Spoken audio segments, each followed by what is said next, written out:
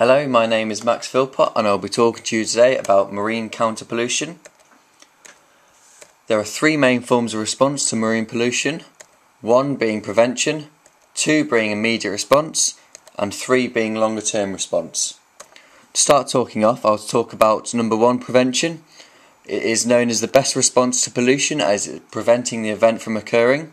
And the MCA, which is the Maritime and Coast Guard Agency, is able to maintain 24 hours readiness for a response through the Coast Guard network.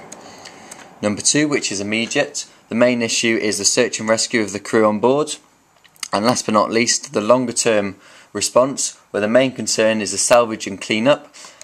And at this stage it hopes that the potential for pollution will be known, and the agencies will be turning attention to containing and preventing the pollution, removing the source of pollution, and cleaning up pollution that has occurred. I will now talk about SOSREP. SOSREP stands for the Secretary of State Representative for Purposes of Maritime Salvage and Intervention. He is one man named Hugh Shaw, and according to dft.gov.uk, his roles and responsibilities are acting at the earliest point during a shipping or offshore incident to assess the risk to safety, to prompt the end of any such incident and to ensure that increasing risk is evaluated and appropriate measures taken to prevent or respond to escalation. Also, monitoring all response measures to significant incidents involving shipping and the offshore industry. Number three, if necessary, exercising ultimate control by implementing the powers of intervention, acting in the overriding interests of the UK and its environment. Number four, participating in major national and international exercises. And number five, reviewing all activities after significant incidents and exercises. I will now be looking at two different case studies. First case study is Torrey Canyon. The ship left the Kuwait National Petroleum Company refinery at Mine Al Ahmadi on its final voyage on the 19th of February 1967 with full cargo of crude oil, reaching the Canary Islands by 14th of March. From there the planned route was to Milford Haven. On the 18th of March 1967, owing to a navigation error, the Torrey Canyon struck Pollard's Rock on Seven Stone Reef between the Cornish mainland and the Scilly Isles.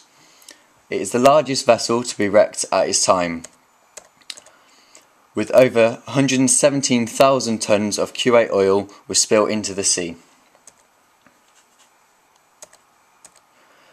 Immediately, 30,000 tonnes was lost of oil, and over the next 7 days, a further 20,000 tonnes was lost into the sea.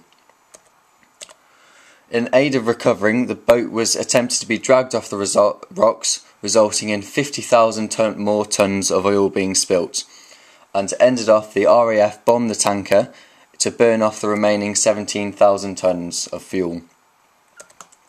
A more recent case study is MSC Napoli. MSC Napoli run into difficulties in the English Channel.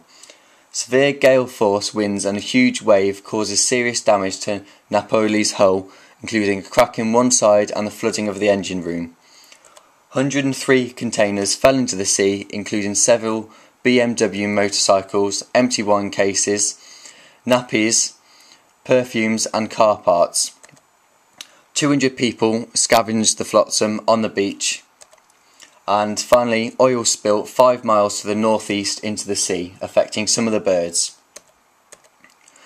Looking into the affected birds, over 420 birds were handed to the nearest RSPCA Wildlife Centre, which was the West Hatch RSPCA Wildlife Centre, though most of the affected creatures faced permanent injury or death. Moving into the clean-up, there was the local salvage, which was put in order, which was the clean-up of the beach and the removing of containers and flotsam. And the boat wreckage. The bow section in August 2007, the ship's hull was taken to the Heartland and Wolf shipyard in Belfast, Northern Ireland, for disposal and recycling. The HM Coast Guard placed a 500-metre exclusion zone around the wreckage while it was anchored in Belfast Low while awaiting entry to the yard. A planned tow to the stern section as well as the Heartland and Wolf was abandoned in March 2008 in favour of cutting it up in situ in the English Channel and removing the pieces. Work started in May 2008 and was completed in July 2009. Here are the references for this presentation, including the 5 pictures featured in this. Thank you very much for listening.